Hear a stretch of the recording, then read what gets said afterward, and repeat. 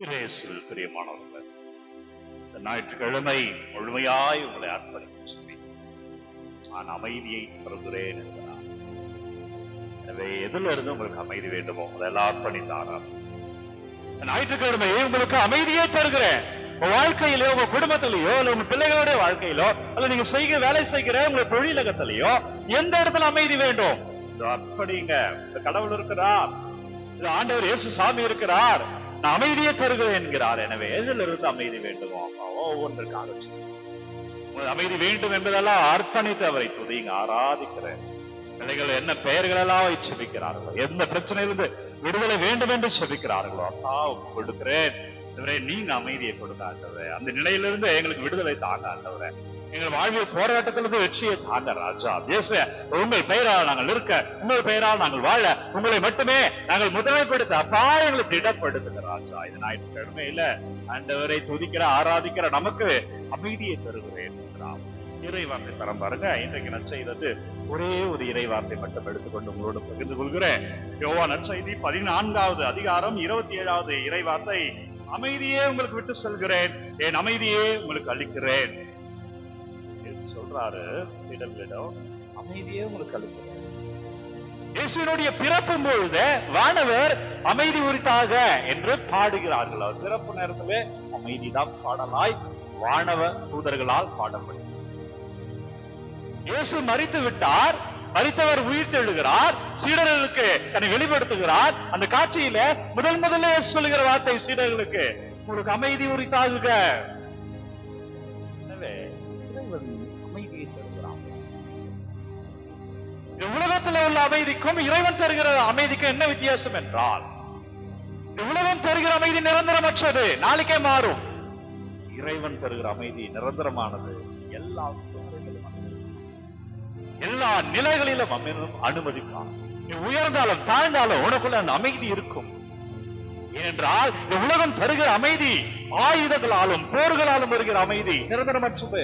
நாளைக்கு மீண்டும் போர் வரலாம், நாளைக்கு மீண்டும் வேற யாராவது சண்டையிடலாம். அமைதி நிரந்தரமற்றது, தேவையில்லைன்னு சொல்லல, நிரந்தரமற்றது. ஆனால் இறைவன் தருகிற அமைதி உண்மையாகும், நீதியாலும் வருகிறார். அது என்று முன்னோடு இருக்கும். இந்த அமைதிக்காக தான் உலகம் காத்துக் கொண்டிருக்கிறது. ஆண்டவர் சொல்கிறார், நான் உனக்கு அதை தருகிறேன், நான் உனக்கு அதை தருகிறேன். இதை நீ எப்படி பெற்றுக் கொள்ள வேண்டும்? நிரந்தரமான அமைதியே. அது இயேசுவை பின்பற்றுவதன் மூலமாக மட்டுமே, அவர் ஆசீர்வாதத்தை நீ தேடுவதால் மட்டுமே, அவர் வல்லமையில நீ உறுதியா இருப்பதால் மட்டுமே நீ அமைதியை பெற்றுக் கொள்ள முடியும். எனவே பிரியமான இறையுறவுகளே, இந்த உலகம் தருகிற அமைதி போன்றதல்ல. நீங்கள் உள்ளம் கலங்க வேண்டாம், மருள வேண்டாம், தைரியமா இரு என்று சொல்றாங்க சீடர்கள். இயேசுக்கு பிறகு அந்த உள்ள மருளிய காலம், கலக்கத்துல இருந்த காலம். அப்பொழுது நீங்க ரொம்ப அழுதுட்டே இருக்கீங்க, உங்க வீட்டுல பெரிய ஒரு இழப்பு வந்துருச்சு. யாராவது ஒருத்தர் வந்து தைரியமா இரு, நான் இருக்கிறேன்னு சொன்னா எப்படி இருக்கும்? ஆனா மனிதர் என்ற ஒரு கடவுள் போல பார்ப்போம் அல்லவா? இதுதான் சீடர்கள் பயந்திருக்கிற பொழுது அவர்கிட்ட வந்து நீங்க உள்ள கலங்க வேண்டாம், மருள வேண்டாம், நான் இருக்கிறேன் என்ற செய்தியை. பிரியமான இறை உறவுகளை, இன்றைக்கு யாரெல்லாம் உடைந்து போய் இருக்கிறீர்களோ, இன்றைக்கு யாரெல்லாம் ஏதோ ஒரு கலக்கத்திலே இருக்கிறீர்களோ, இன்றைக்கு யாரெல்லாம் ஏதோ ஒரு வருத்தத்தில் இருக்கிறீர்களோ, அதே இறை வார்த்தை இன்றைக்கு உங்களையும் என்னைய பார்த்து சொல்லப்படுகிறது. நீங்க உள்ளம் கலங்க வேண்டாம், நான் இதை தருகிறேன். நீங்க உள்ளம் மருள வேண்டாம், நான் ஆசீர்வாதத்தை தருகிறேன். நன்றி என்று சொல்லுப்பா, இறை வார்த்தைக்காய் நன்றி ராஜா என்று சொல்லு. நான் கலங்க மாட்டேன் ஆண்டவரே, தைரியமா இருப்பேன் ராஜா என்று எனக்கு வாக்கு கொடுங்க என்று. ஆராதனையில பங்கேற்று இருக்கிற உள்ள கலங்க வேண்டாம் என்ற செய்தி.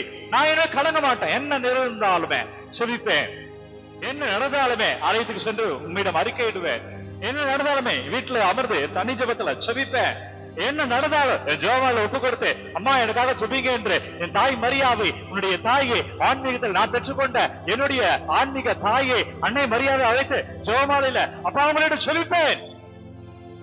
அந்த உறுதி உள்ளம் கலங்காது, மருளாது. நன்றி ஓ வல்லவரே, நல்லவரே, நன்றி ஆண்டவரே. இதோ இந்த ஞாயிற்றுக்கிழமை இந்த பாஸ்கா காலத்துல அப்பா எங்களை ஆசீர்வதிங்க. உயிர்ப்பை ருசிக்கிற காலத்துல அப்பா இன்னும் அதிகமாய் அமைதியை தருகிறேன் என்று செய்தி. என்னவெல்லாம் பிள்ளைகள் அமைதி இல்லாம இருக்கிறாங்க. கமெண்ட்ல உங்களுக்கு என்னவெல்லாம் அமைதி வேணும், எதுல இருந்து அமைதி வேண்டுமோ அதை அனுப்புகிற ஒவ்வொரு அப்பா உங்கள் பாதத்தில் வைக்கிறேன். உமது பிள்ளைகள் அனுப்புகிற ஒவ்வொரு விண்ணப்பங்களையும் பாதத்தில் வைக்கிறேன். இந்த சூழ்நிலையில இருந்தெல்லாம் நீங்க அமைதியை கொடுங்க. இந்த சூழ்நிலை இருந்தெல்லாம்ப்பா நீங்க ஆசீர்வதிங்க. அந்த சூழ்நிலையிலிருந்து பிள்ளைகள் விடுதலை காணும்படியா, இந்த சூழ்நிலை பிள்ளைகள் ஆசீர்வாதத்தை காணும்படியா, இந்த சூழ்நிலை பிள்ளைகள் தன்னம்பிக்கையோடு நிற்கும்படியா நீங்க விடு நடத்துங்க. இயேசு கிறிஸ்து பேரில் அபிஷேகமாயிருப்பீர்கள், அமைதியை பார்ப்பீர்கள். எனவே அன்பர்களே, ஆண்டவர் தருகிற நிரந்தரமான அமைதி பெற்றிருக்கிறீர்கள்.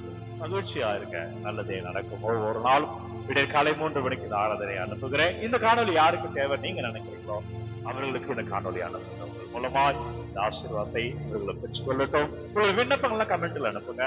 ஒரு நாளும் என்னுடைய சுபத்துல ஆராதனை ஒப்புக்கொண்டு குறிப்பார் எந்த பிரச்சனையில இருந்து அமைதி வேண்டுமோ அந்த பிரச்சனையை நீங்க கமெண்ட்ல அனுப்புங்க. என்னுடைய தன்னை ஜபத்துல ஒவ்வொன்றையும் அறிக்கை. God bless you. Take care. Have a nice day.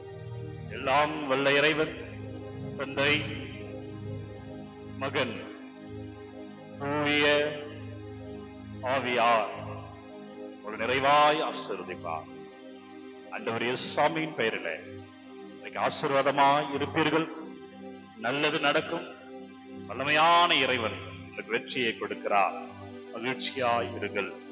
இந்த நாளும் இனிய நாளே. நன்றி இறைவுறவுகளே.